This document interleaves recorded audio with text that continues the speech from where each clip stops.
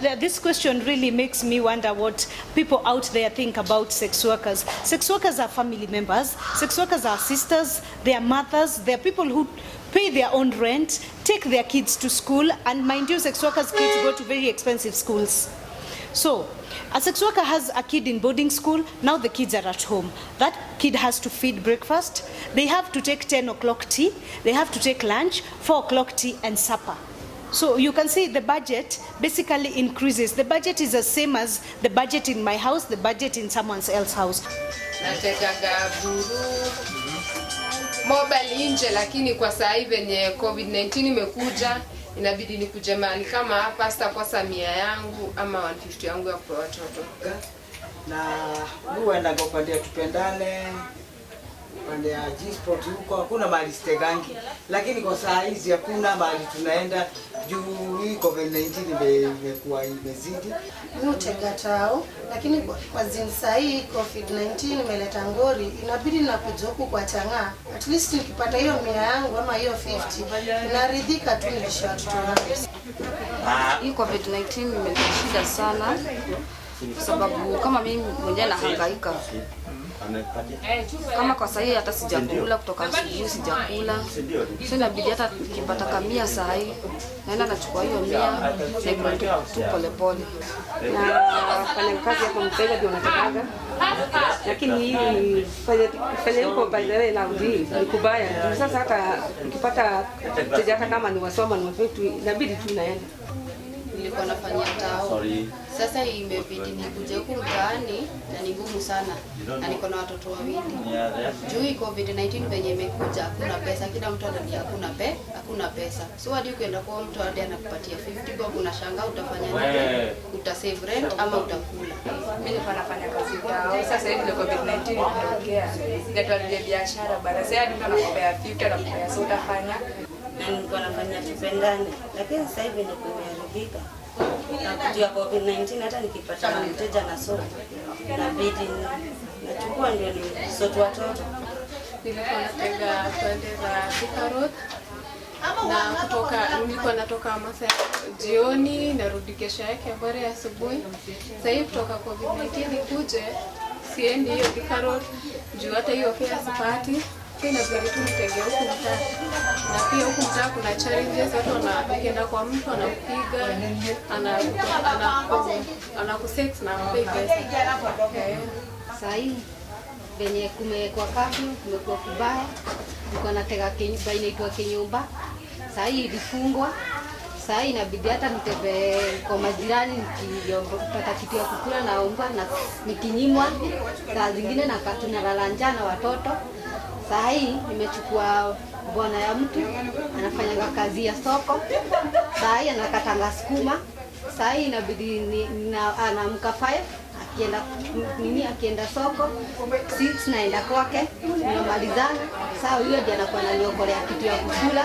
Tunaenda tunafanya biashara na yeye. Nikienda lunch ananipea, nikienda supper ananipea. Kwa maana saa hii tulitabidi tuhastle hivyo. Mimi utegea mbulu hapo Misora. Sasa hivi kutoka hii kapi kunje mambo imegaribika. Tuna struggle kupata, unapata kitu kidogo sana. Sometimes hata unakunja hapa hii base hapa kwa Lilian. Tunatega hata kama ni 15 bob ama 30 bob unalisha watoto. Nilikuwa nateganga huko Ngara. Sasa hivi hii mambo ya COVID-19 imeleta shida juu sasa hata kupata wateja ni ngumu. Tunaogopana hadi kwa gari kuingia. Na sasa kuna shida sana ya chakula na rent. Tuko Dadora phase 2 kwenye tunakujaga kutega na ile kitu tunaweza omba mtusaidie nayo ni face masks na sanitizers juu ya venye kuko juu ya COVID-19. My name is Penina Mwangi. I'm the Executive Director, Bar Hostess Empowerment and Support Program. And today we are visiting a bar that's very close to me, that is at my heart. A Progressive Bar is where I was actually raised. This is a family establishment, and this is where Bar Hostess began. And I thought it is good that we come and see what's happening. We have an example of how the investors are affected, and what's the way forward as far as the coronavirus and the bars are concerned. As you know, bars are very, very much affected. One of the directives that was given was the closure of bars. And with that, 90% of our girls became jobless because bar hostesses, they all work in such establishments, and the sex workers also hang around in this establishment. So all the women that I work with, about 90% of them are at home. Others are in the streets, but they can't even work there. It's during the day, and it's just a horrible, horrible time. Furthermore, the kind of clients who buy them drinks, the kind of clients they exchange, where they earn their money, are not working. Most of them were doing the car wash, most of them were in the construction industry, many of them were also waiters. So with the closure of all these jobs, it finds everybody at a very bad time. Tukiuza hizi vitu zenye tulikuwa tumetafuta kabla corona ikuje, tutauza, tuuze nguo, tuuze hadi watoto. Juu sasa mtoto utampeleka wapi kama ako na njaa? Itabidi wenye hawana watoto tuwauzie. Na tena itakuwa ngumu. Nani atanunua mtoto sasa hivi venye kumekuwa? Na pia itafanya nipate mtoto wangu ameshikwa na njaa, ameenda kwa jirani ameiba hata chakula. Imagine hiyo itakuwa ni aibu gani? Na nilikuwa na ringa anakula vizuri, sina mwanaume, najua kujilisha, najua na niko na watoto wangu wanasoma. Sai itafanya mtoto wangu atagongwa bure hata kwa kitu ya 10 bob ya wekeshwa aibu. Na si mwizi, njaa. Wanaona ile kitu yenye ilikuwa inafanya hao watoto wangu wakule hata waende shule, hata wakule. Ni hiyo sasa sai wanaona hakuna. Sasa wanaona nimeishiwa, mimi ni maskini, na kweli nikiangalia kweli nimeisha. Corona imenimaliza. Kweli. Tena wanabadharau. Ukitembea kama umetrembesha, wanakutusi, wengine wanakwambia sasa anaringa nini? Ile kitu iko kwa nyumba kwake yote ni yakuma. Huyo mtu anaweza kuambia nini? Kwanza hata alishaanza kuuza ufa. Si hata uza zote arudi Ugenya. Si arudisha watoto kwanza ndio aende. Na imagine hata kwenye utarudisha watoto pia kuna gari yendi. Unaanza uza mattress ndio. Mimi hata sasa nikipata minara nunua mattress na mpea. Nitawapelekaje? Gari kimbi. Hakuna yendi. Jusiasi kana watoto njaa. Si watakufa hapo kwa nyumba. Waseme mama yao ndiye amefanya nini? Ambapo hii corona yenu nyinyi pia hii corona inakuanga tu mchana, usiku corona inaendanga wapi? Nafanya kazi kwa bar. Nilianza hii kazi since 2012 up to now, bado naendelea.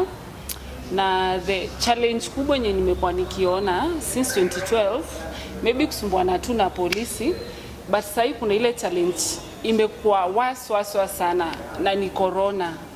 As in imechange life yetu, unapata uendi job completely, unashinda kwa nyumba. Na mtu kama mimi, mtu nilikuwa nishazoea life yangu inakongani kwa nyumba na bar, but sasa unapata niko tu kwa nyumba, unapata sina doa ingi, pesa ya rent hakuna, pesa ya chakula hakuna, nina mtoto nalisha, na bado kuna watoto niliachiwa wa sistangu. So imekuwa a very big challenge on my side. It has become a very big challenge according to what the government said about social distancing. So it is very hard right now because I can't hold those meetings that I usually hold for health education, for the peers, how they get to, how their daily life is out there. So basically in that part we are in the dark, and as much as we have this COVID-19 with us, I'm also scared on us getting to have new infections, because once the bars were closed, that is where our girls were. So when the bars were closed, we were not able to go put in condoms into the, what do we call them? The dispensers, the dispensers. So we are unable. So my worry is how are the sex workers out there doing their daily their daily work with nothing to protect them, because we usually put them in the dispensers at the bars. Okay, my worst fear ni ati naweza jipatana kwa situation very hard. Kwa sasa unaweza utapatana na mtu anakuofa maybe hata mpatane naye without kutumia condom. Personally nimekuwa nikijiprotect hizo days zingine, but sasa hii niko na fear kwa sababu sitajiprotect kwa sababu sina pesa na mtu ana offer pesa kubwa sana. Sasa kulingana na situation, kulingana sasa hivi venye iko na hii corona yenyewe, kama mimi nani affect. Juu nilikuwa do job kwa club. Sasa hii club zimefungwa. Ndakula aje, ndalipa rent aje, niko na mtoi. Sasa kwanza sasa hivi nimetoka tu kwa hao, nimemwacha kaja kula kitu, unaona? Sana shindo ile do nilikuwa naingiza kwa club, nitaitoa wapi sasa hii? Na kulingana na hii corona venye pia watu wanafungiwa kwa mahao, hakuna venye utatoka uende kuhustle, hakuna venye kibarua za mtaani utapata, naye akupea kibarua sasa hii. Mimi ni manager wa Progressive, nimefanya Progressive zaidi ya 15 years na tuko na shida kubwa sana, hata hatujaiona shida kama hii. Kwa tunasema wakati wa mututho, lakini ni wazi.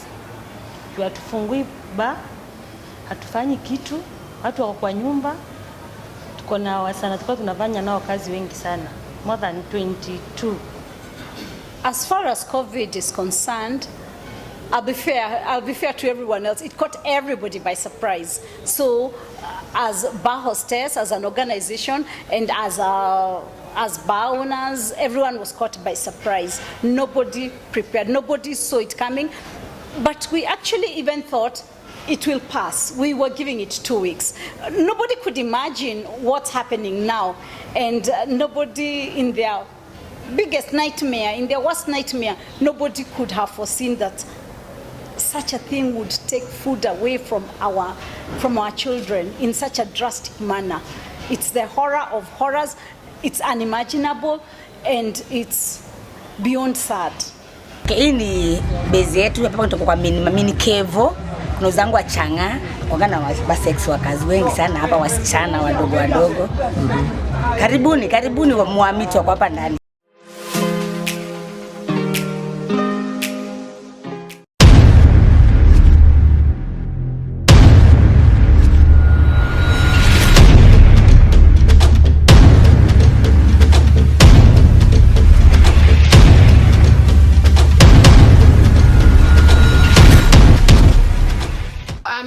Muthoni, hapa ni hotspots yangu. Kwa majina naitwa Jackie. Pando base yangu anategea. Majina yangu naitwa Maisha Makena na hii ndio base yangu. Na hapa ndio nateganga. Jina yangu naitwa Joan Wanjiko, hii ndio base yangu.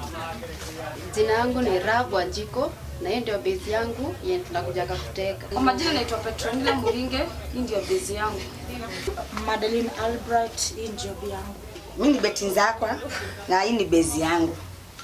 Naitwa Rachel na hii ni base yangu. Naitwa Maggie na hii ndio base yangu. As the director of Bar Hostess, as a leader in an NGO working with vulnerable women, it's been especially hard for me. The kind of support we receive is really very dictated. It's to pay rent, it's to pay salaries, it's to open and maybe transport to distribute the condoms, stuff like that. But the girls are coming with genuine problems that we are unable to solve. My gas is finished. I have not been working for a whole week. Penina, my rent, I don't have rent for 2 months. I haven't paid. We've been thrown out with the children. My children are home. I'm not able to pay school fees. What will we eat tonight? I don't have unga. I don't have rice. It's been very, very overwhelming. Hata kusema uende kwa client mchana, client ana take advantage. Kali kwa nakulipa gathao, anaweza kupea hadi punch, akei. Sasa hiyo shaka kutumia ukimtisha do yako kwa mliko umeagana naye na kwa 1000, anaweza kupea hata 200. Ukikataa nika unajibu sana na kuuliza yeye ametoa wapi pesa, kali wewe uweze na kutoa. Unajua azinkaa kama mimi Jackie venye najua HIV ilikuja na kondo, lakini curfew yenyewe iko na matatizo ndugu yangu. Haina ni hizi mask itaingia hapa ndugu yangu. So azin bado hiyo ni part of the mwili shimo bado, kwa hivyo ina breathe bado. So kwa hivyo mahali popote kupana shimo pana breathe, si ni kweli? Hafai kukaribiana. So azimpia inaleta shida pale, ukienda ni hivi unajifunika ni mkono tu, saidia ingie tu. Na pia saa zingine pia unaleta tatizo, anakuambia akusukumia mangumi, anakuambia utakaa mzuri. Shagri venye kaa dadangu amesema pale dhao. Huyu msee atakupea hata chuani, akwambia songa na idhaa. Kama nimepanga watoto, sasa mimi nilikuwa nategea na huko mbali tao, ama saa zingine nikitoa na client tunaenda kama Kiambu, Thika hivyo. Sasa venye na pade pengine nikipata kama nimepata pesa poa, niko napata kama 3 ama 2 hivi. Na venye sasa hivi COVID-19 imekuja, so unaona kutoka kwa nyumba ni 5 na uko na watoto lazima watayarishe, waacha kama umewapanga. So inabidi unatoka tu Yongwere mapema, unaenda tu kwa so tena unakutata hiyo fare ya kwenda na huko place yenye nilikuwa naenda kutegea sina, inabidi tu utege huko mtaa. Na huku mtaa pia unakuta kupata mteja pia ni ngumu juu wengi pia hata hawa wanaenda kuhaso hiyo mchana. Hai tu inabidi tu mtu anakaa tu huko tu mtaani. Utaenda wapi? Pia ndio hiyo imepanda. Tuseme kama client amekuita, amekupea 500. Mlipe fare kitu kama 100. Asubuhi, jioni 100. Chakula, nyumba ndio hiyo. Sana shindo sasa. Saa hii kama venye tulikuwa tunatega tao, mambazi zimefungwa. Saa hii tunateseka sana venye tuko mtaa juu unapata hata mtu amia unabidi hata uende naye juu upate kitu akupe watoto. Saa hii venye tunapitia, maisha imekuwa ngumu, kuna watoto. Hata inabidi hata ukipata hata mtu hata wa hiyo 50 unafunga macho unasema tu yenyewe utaichukua juu uko na watoto lazima wakule. Mabwana wanachunga hadi akienda kwa bafu anafua tu. Ndio huyo nyuma. Ndio sogeni. Alafu wacho. Unajifanya namletea maji asimame. Petrolina sio aliingia kwa choo alafu na bafu iko hapo kando. Hata mtoto wako anakatazwa kuingia kwa hiyo nyumba ya huo malaya. Mimi leo ndio natumia sasa saa hii tumekuwa kunoma. Hadi unaweza unakuja hii base, huwezi kuja kama una kitu ya kujisimamia. Na ni ukweli COVID-19 iko. So unajaribu tu jaja yako ya kuambia mtu, akikwambia tutaenda na wewe, kwanza tumpatie ni down payment, hata kama ni hiyo so mbili. Simeniambia ni punch. Nipatie hiyo so mbili, at least nijiweke wapi. Juu hadi unashtukia, hadi mtu mwenye anakuambia hana kitu. Jana miss hakuna kuficha, tulisonga tu hapa kwa Coca-Cola, tulipita hapo kwa hako ka gate tukaingia hapa. Alikuwa ameniambia punch, lakini by the way nilidharau. Hata nilita huyu nikamshutia. Alipea so mbili. Wallahi nilipata tu, nilibidi tu nikubali maana sina otherwise. Tunaona sasa venye hii COVID imekuja tufai kungoja hiyo shughuli kifanyika, unajua lazima mtapumua ile kumuliana kwanza ile usielewa. Sasa mimi kwa sasa sifanyi hiyo. Nimetulia tu kiasi juu hata client wanakuogopa. Kwa saa hii maisha imekuwa kigumu juu saa hii niko na kibarua. Lazima nimeshikilia bwana wenyewe saa hii na ako na kibada siku. Na lazima aende 5 kwa soko. Akitoka kwa soko lazima 6 niamke Ngwale niende kwake tumalizane. Hiyo siku nini. Sasa utaenda wapi? Hata ma clients wenyewe wanalia kama mimi nilienda wakanichukulia hadi simu yangu. Sasa ina haja gani niende? Ile tu nakubahatika tu kupata chwani unakula. Na ni ile chwani juu utaitoa hapa. Inakuja hapo na mzee analianza anakubaia ng'ango hapa ya 10 ama 20. Inabidi weke maji usunde hiyo mbao. The kind of problems, and we can, as a person, I can only do so much. And I hear the government plan to be able to cover for vulnerable women, especially in the slum, to cover for vulnerable families in the slum.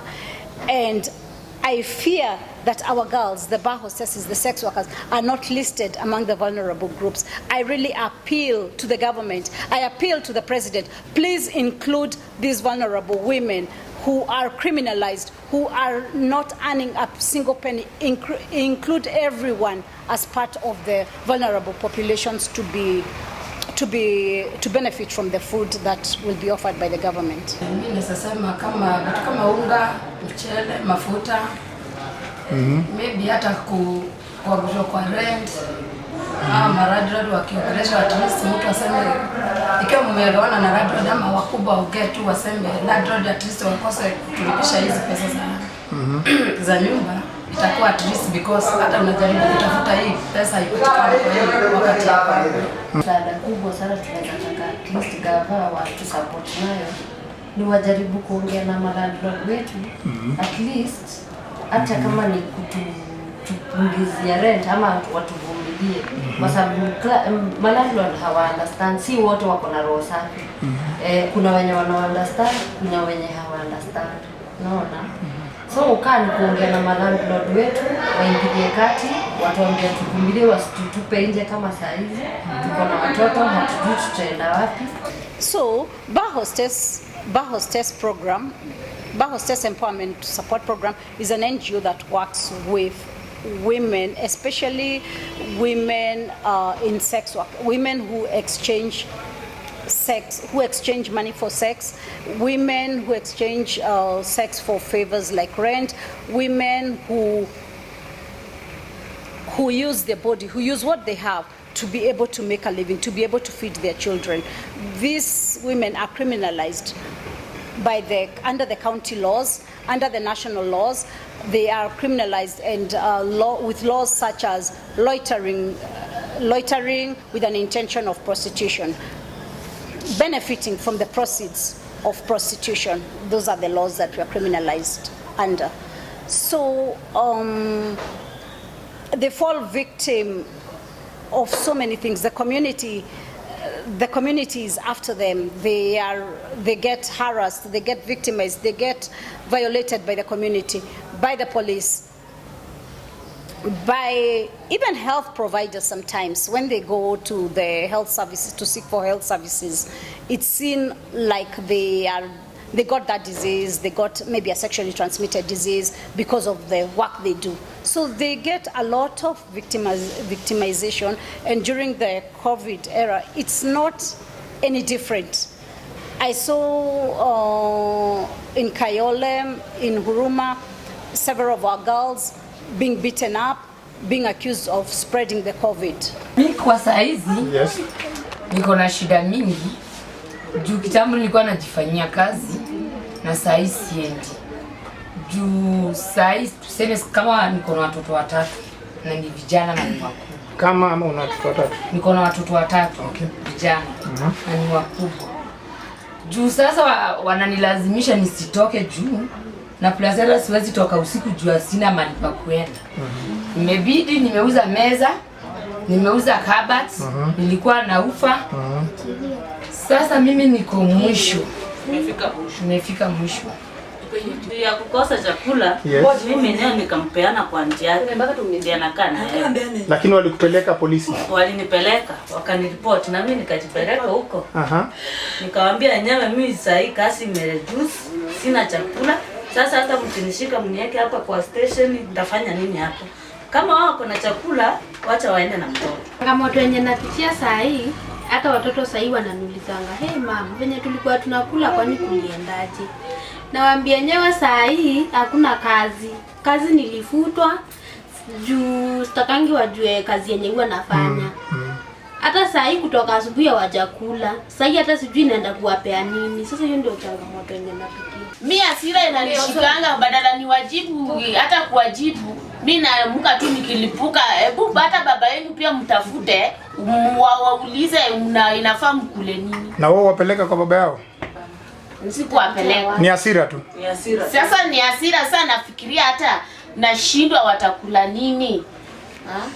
Okay, my dear, changamoto kubwa ile unapitia sasa. Walikuwa wamezoea, nikifika nawaambia chukua hii uende maziwa hii uweke hii na watoshea mpaka jioni. Saa hii hakuna. Mpaka hata saa hii hata mnanisumbua kuna kuongea. Asante. Sina nguvu.